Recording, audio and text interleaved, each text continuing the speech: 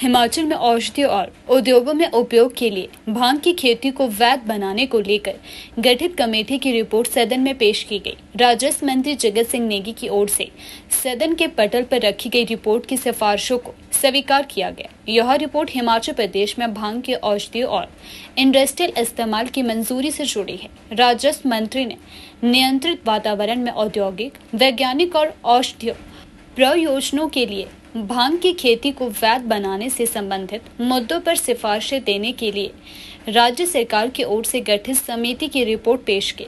इस खेती में आने वाले समय में प्रदेश के आय में वृद्धि का दावा किया जा रहा है।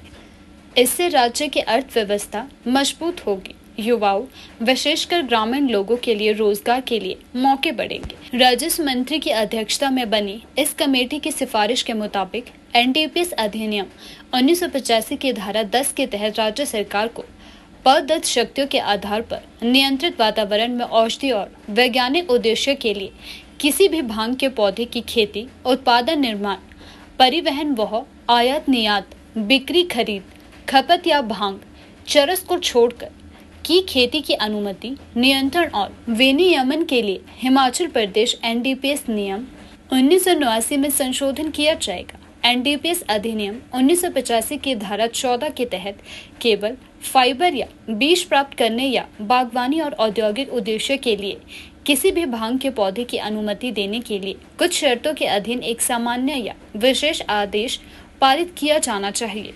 साथ ही खेती से लेकर उत्पादों के निर्माण की प्रक्रियाओं के लिए मानक संचालन प्रक्रिया विकसित की जाएगी।